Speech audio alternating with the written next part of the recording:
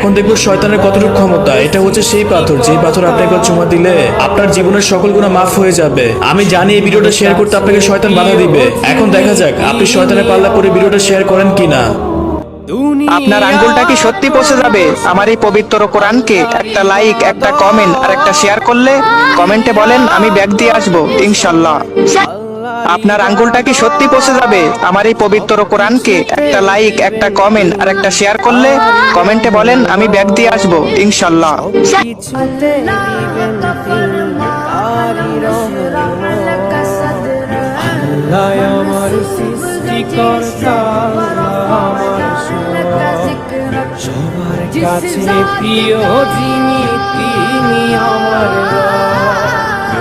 আল্লাহ আমার সৃষ্টিকর্তা,